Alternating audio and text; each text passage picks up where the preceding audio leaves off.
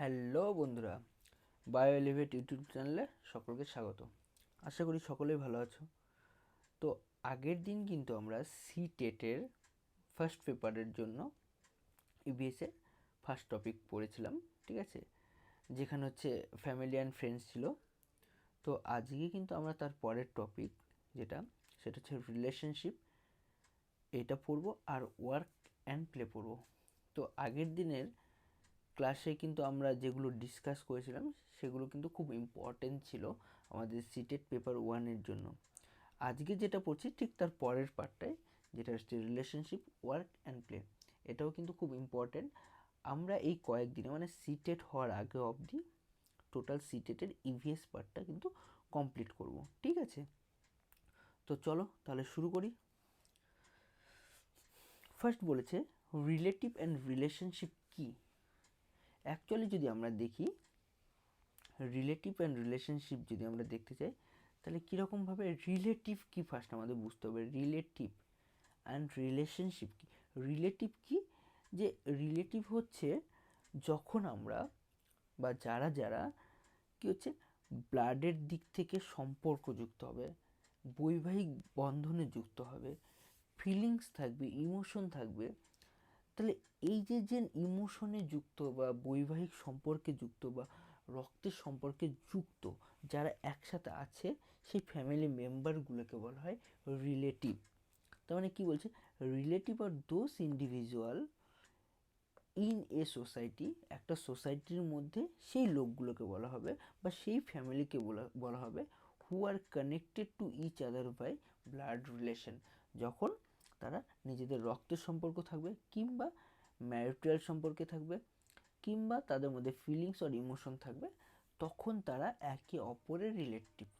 ধরে নাও আমি আমি আমার সাথে আমার কার সম্পর্ক আছে, বাবার কিংবা মায়ের, তাই তো, কিংবা আমার সাথে সম্পর্ক আছে কাকুর। তাহলে এরা হচ্ছে রিলেটিভ আমার, ঠিক আছে। এরা তাহলে কি, এরা হচ্ছে আমার রিলেটিভ। এদের সাথে কিন্তু আমার রক্তের সম্পর্ক আছে এবং ইমোশনালি সম্পর্ক আছে। ইভেন কি, ধরে নাও যে এটা যদি আমি হই, এটা আমি, তাহলে আমার সাথে কি হচ্ছে, আমার ওয়াইফ, তাহলে এও কিন্তু এক ধরনের রিলেটিভ। এবং ওয়াইফের যদি আমরা ফাদার মানে ওয়াইফের বাবা মাকেও ধরি, তারাও কিন্তু রিলেটিভ হচ্ছে। তাহলে দেখো, রিলেটিভ কখন বলা হচ্ছে, যখন নিজেদের মধ্যে বৈবাহিক সম্পর্ক কিংবা ইমোশন কিংবা ফিলিংস কিংবা ব্লাডের সম্পর্ক থাকবে, যাদের মধ্যে থাকবে তারাই হচ্ছে relative. Relative and relationship does not sorry relative and relationship does influence the child in growth and development. এই রিলেটিভ অ্যান্ড রিলেশনশিপ কিন্তু একটা শিশুর গ্রোথ অ্যান্ড ডেভেলপমেন্টে, বৃদ্ধি ও বিকাশে খুব খুব খুব বেশিভাবে হেল্প করে, ঠিক আছে। কীরকমভাবে, দেখো ব্যাপারটা হচ্ছে কি, রিলেটিভ আজকে একটা শিশুর সাথে তার মামার সম্পর্ক কীরকম হবে, প্লাস একটা শিশুর সাথে অন্যান্য রিলেটিভদের কীরকম সম্পর্ক হবে এবং তার সাথে রিলেশনশিপ কেমন আছে, সেইটা দেখেই কিন্তু শিশুটা পরবর্তীকালে বুঝতে পারবে যে একটা রিলেশনশিপ, ভালো রিলেশনশিপ কেমন হওয়া উচিত, রিলেটিভদের সাথে কিভাবে ব্যবহার করা উচিত। শিশুটা রিলেটিভদের কাছ থেকে বিভিন্ন রকম হেল্প নেবে, ঠিক আছে। তাহলে একটা শিশুর জন্য কিন্তু রিলেটিভ অ্যান্ড রিলেশনশিপ কিন্তু খুব ইম্পর্টেন্ট, ঠিক আছে। তাহলে এটা কিন্তু খুব ইম্পর্টেন্ট লাইন। তারপরে কী বলছে, child develop initially communication skill, interpersonal relationship by কী হচ্ছে interaction with them and observe them. তার মানেটা কি বলছে, যে যখন একটা চাইল্ড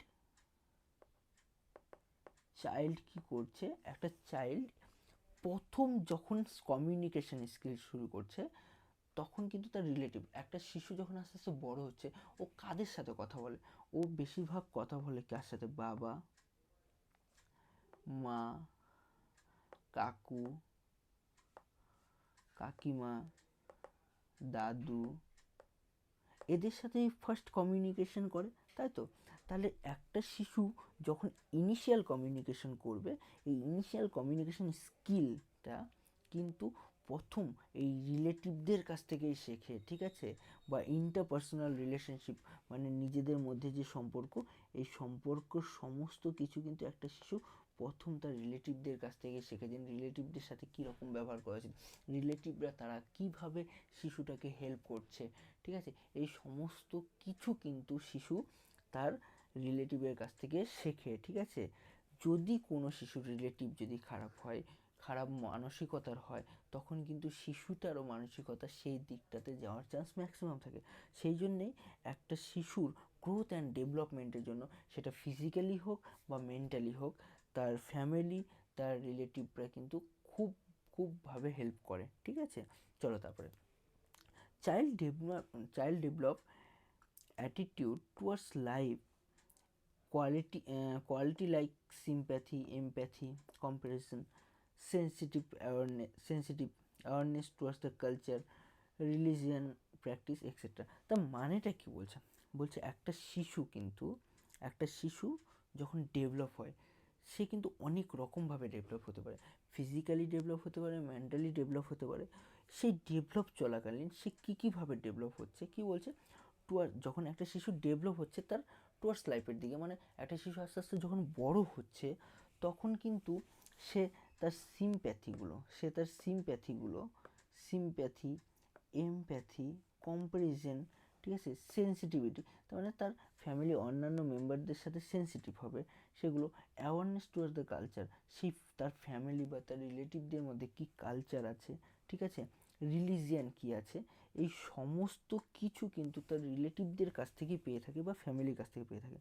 ধরে নাও আমার ফ্যামিলিতে আমি, মা, বাবা সবাই আছে মোটামুটি। তো এইবার কথা হচ্ছে যে আমি আমার ফ্যামিলির থেকে, আমি কিন্তু ছোটোবেলা থেকে মা বাবাকে দেখে দেখে অভ্যস্ত, তাই তো। এইবার আমার মা বাবার যে বিহেভিয়ার, আমার মা বাবার যে কালচার, আমার মা বাবার যে ধর্ম, আমার মা বাবার নিজেদের মধ্যে কীভাবে ইন্টারেক্ট করে, আমার মা আমার সাথে কতটা ভালো ইন্টারেক্ট করে, আমার মা বাড়ির অন্যান্য মেম্বারদের সাথে কীভাবে ইন্টারেক্ট করে, আমরা কিন্তু এগুলো সব দেখছি।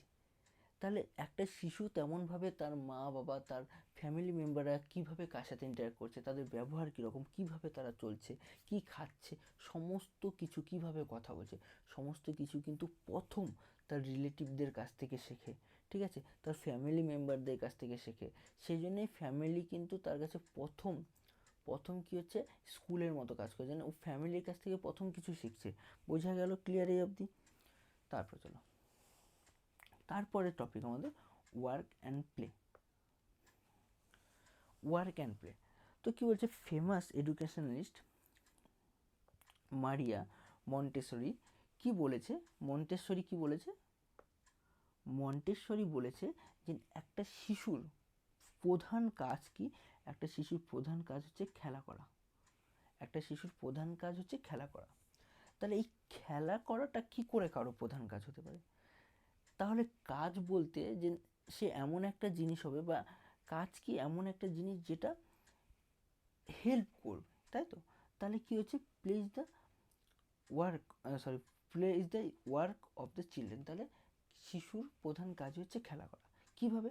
দেখো, play activities are essential to healthy development for a children and adults.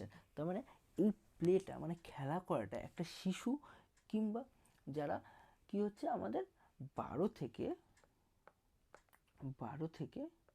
19 বছরের মধ্যে, যে সময়টাকে বলা হয় বয়ঃসন্ধি, সেই সময়টাতে মানে শিশু আর বয়ঃসন্ধি এই দশাতে খেলাটা তাদের কী হচ্ছে, হেলদি ডেভেলপমেন্টে সাহায্য করে, মানে শিশুর গ্রোথ অ্যান্ড ডেভেলপমেন্টে কিন্তু সাহায্য করছে এই খেলা করাটা, ঠিক আছে। সেই জন্যই কী বলা হচ্ছে যে place the work for the children বা অফ দ্য চিলড্রেন।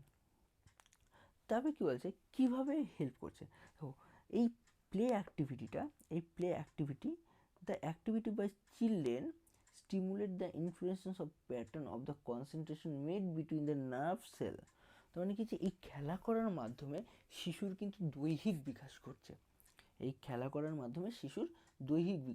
কীরকমভাবে দৈহিক বিকাশ করছে, যখন একটা শিশু খেলছে তখন কী হচ্ছে, তার বডির মধ্যে যে নার্ভ সেল, সেই নার্ভ সেলগুলোর মধ্যে কী হচ্ছে, কনসেন্ট্রেশন কিন্তু বাড়ছে, তার নার্ভ সেলের মধ্যে ইন্টারকানেক্টেড হচ্ছে, তার বডি কী করছে, তার বডি আস্তে আস্তে স্ট্রং হচ্ছে, যে পার্টগুলো দিয়ে ও খেলছে সেই পার্টগুলো আস্তে আস্তে স্ট্রং হচ্ছে, তার মধ্যে নার্ভ সিস্টেমগুলো স্ট্রং হচ্ছে, ঠিক আছে, বডির মধ্যে কমিউনিকেশন বাড়ছে, সমস্ত কিছু এই খেলা করার মধ্যে দিয়ে। সেই জন্যই বলা হচ্ছে বা মন্টেসরি বলেছে কি খেলা একটা শিশুর প্রধান কাজ। তবে কি বলছে অ্যাক্টিভিটি ইনফ্লুয়েন্স, অ্যাক্টিভিটি মিনস এখানে প্লের কথা বলা হচ্ছে, অ্যাক্টিভিটি হচ্ছে প্লের কথা বলা হচ্ছে, activity influence the development to fine and gross motor skill. Fine and gross motor skill মানেটা কি বলছে দেখো, ফাইন অ্যান্ড গ্রস মোটর, দেখবে একটা শিশু প্রথম যখন কাজ করতে শেখে তাহলে কিভাবে কাজ করে, দেখবে ও হাত নাড়াতে পারছে কিন্তু ও লিখতে পারছে না। তাহলে কি বললাম, হাত নাড়াতে পারছে লিখতে পারছে না, তার মানে লিখতে পারছে না, তার মানে কি ও হাতের কাজ ঠিকঠাক মতো জেনে গেছে, বাট কিন্তু ও তার আঙ্গুলের কাজটা কিন্তু এখনও ঠিকঠাক মতো করাতে পারছে না। তাহলে এই অ্যাক্টিভিটির সাহায্যে ও কিন্তু এই ফাইন অ্যান্ড মানে গ্রস মোটর স্কিল এটা কিন্তু কাজ করাতে পারে। মানে ও এই অ্যাক্টিভিটির মাধ্যমে বিভিন্ন অ্যাক্টিভিটি, ড্রয়িং হতে পারে, সেটা রান হতে পারে, কিংবা কোনো কিছু বানানো হাত দিয়ে, ঠিক আছে, সেগুলোর মাধ্যমে কিন্তু শিশু তার মানে দৈহিক বিকাশ করছে, তার মানে গ্রস মোটরের স্কিলও করছে এবং গ্রস মোটরও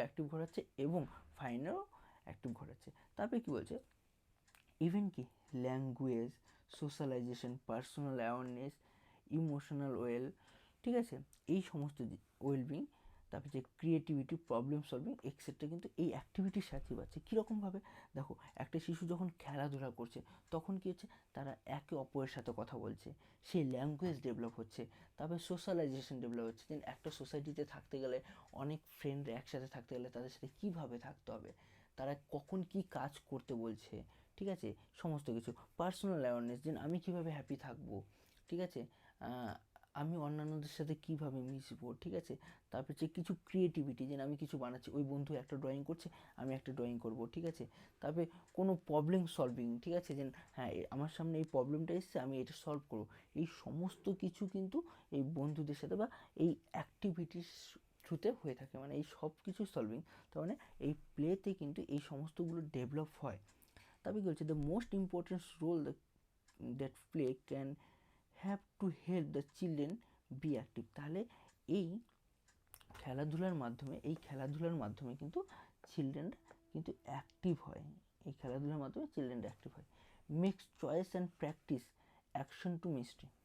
তাহলে make choice and practice action mastery, তার মানে কি হচ্ছে, এই খেলাধুলার মাধ্যমে তাদের চয়েস এবং সমস্ত কিছুর প্র্যাকটিস করাতে সম্ভব হয়, ঠিক আছে। তারপরে চলে আসি play link sensory motor.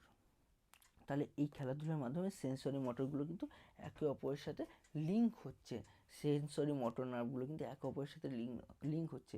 Cognitive and social emotional experience provide ideal setting for the brain development. তাহলে এই যে ইমোশনাল আর কগনিটিভ, যেটা আমি থিঙ্কিং করছি, যেটা আমি ভাবছি, ঠিক আছে, সোসাইটির সাথে আমি কীভাবে বিহেভ করব, আমার যে ইমোশনাল এক্সপিরিয়েন্স, এই সবগুলোই কিন্তু আমাদের কিন্তু ডেভেলপ হচ্ছে এই প্লের মাধ্যমে, ঠিক আছে।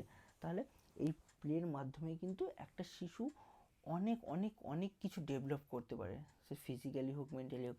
ফিজিক্যালি মিনস কি, তার বডির পার্টগুলোকে আস্তে আস্তে অ্যাক্টিভ করতে পারে। তারপরে মেন্টালি মানে কি, ও ওই খেলাধুলার মাধ্যমে কি বুঝতে পারে, শিশুটা বুঝতে পারে খেলাধুলার মাধ্যমে যে আমাদের সবার সাথে খেলতে গেলে পারে সেখানে কী কী রুলস অ্যান্ড রেগুলেশন আছে সেগুলোকে ঠিকঠাক মতো পালন করা, অন্যকে হেল্প করা, এই সমস্ত কিছু কিন্তু শিশু এই ওয়ার্ক অ্যান্ড প্লের মাধ্যমে বুঝতে পারে।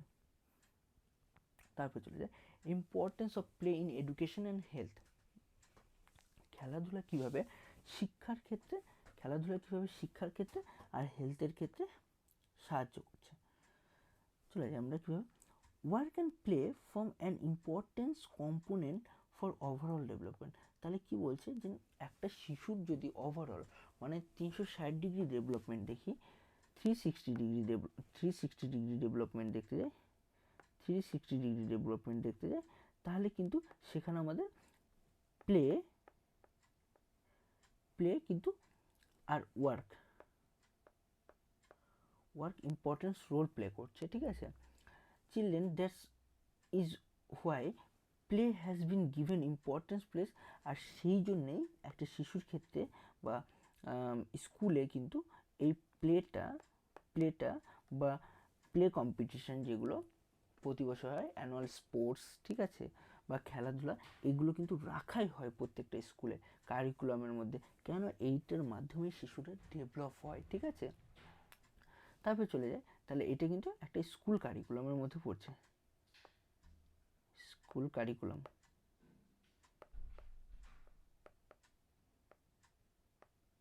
স্কুল কারিকুলামের মধ্যে পড়ছে। তারপরে চলে যায়, through games or play it is easier to teach children and concept. তাহলে কী হচ্ছে যে একটা খেলাধুলার মাধ্যমে একটা শিশুকে কিন্তু সব কিছু ইজিলি বোঝানো যায়। ধরে নাও যদি তুমি একটা ক্লাসে তুমি কোনো বাচ্চাকে শেখাচ্ছ যে 2+2=4, এইটা ও যদি না বুঝতে পারে, তার চেয়ে বেটার ওকে যদি শেখানো হয় যে তোমার কাছে দুটো গুলি আছে, বাট আর আমি তোমার কাছে আরও দুটো গুলি দিলাম, তাহলে কয়টা গুলি হলো? 4টা গুলি। তাহলে ও এইভাবে বেশি বুঝতে পারবে। তো কী বলছে, through games or play it is easier to teach children and concept through by the way of play. তাহলে খেলাধুলার মাধ্যমে একটা শিশুকে কিন্তু খুব ভালোভাবে বোঝানো যায়, ঠিক আছে। ধরো তুমি কোনো গাছের লিফ সম্পর্কে পড়াচ্ছ, একটা বাচ্চাকে লিফ সম্পর্কে পড়াচ্ছ, পাতা সম্পর্কে পড়াচ্ছ। এর চেয়ে বেটার যখন এই শিশুটার সামনে একটা পাতা এনে দেবো, পাতা এনে শিশুটাকে বলবো এটা কি, এটা কেমন কালার, তখন কিন্তু বেটার শিখবে, ঠিক আছে। তাহলে খেলাধুলার মাধ্যমে যখন আমরা কোনো শিশুকে বোঝাবো, তখন সে বেটার বুঝতে পারবে। ইভেন সেটাকে কিন্তু মনেও রাখতে পারবে লং টাইমের জন্য, ঠিক আছে। এটাই বলেছে লং টাইমের জন্য মনে রাখতে পারবে। আর ইভেন যখন ওই খেলাটা করবে, ও বারবার কিন্তু অবজার্ভ করতে পারবে বা প্র্যাকটিসও করতে পারবে। তার মানে যখন একটা শিশুকে আমি খেলাধুলার মাধ্যমে কোনো শেখাবো, তাহলে সেটাকে ও বেশি টাইম মনে রাখতে পারবে, সেটাকে বারবার প্র্যাকটিস করতে পারবে দেখে দেখে, ঠিক আছে। এই সমস্তগুলো কিন্তু শিশু করতে পারবে। তারপর চলে আসি, তো constructive activity and game children tries to learn something new. এই যে গেম, খেলাধুলার মাধ্যমে, ঠিক আছে, অ্যাক্টিভিটির মাধ্যমে একটা শিশু কিন্তু নতুন কিছু কিছু জিনিস শিখতে পারে। This play and games help to building a emotional power. তাহলে এই গেম খেলা মানে খেলাধুলার মাধ্যমে কি হচ্ছে, একটা শিশুর মধ্যে কিন্তু ইমোশনাল পাওয়ারটা বিল্ড হচ্ছে। যেমন তোমরা দেখবে অনেক সময় খেলতে খেলতে যদি হেরে যাই আমরা খুব কষ্ট পাই, এবং জিতে গেলে পরে আমরা চেয়ার আপ করি, তাই তো। তো এই সমস্ত ইমোশনাল মানে পাওয়ারগুলো কিন্তু ডেভেলপ হবে।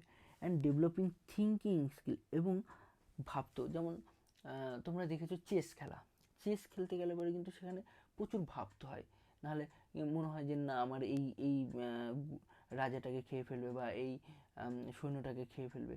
তাহলে এই জিনিসগুলো থিঙ্কিং করে, এই থিঙ্কিং পাওয়ারগুলো কিন্তু খেলাধুলার মাধ্যমে একটা শিশুর কাছে আসে, তাই তো।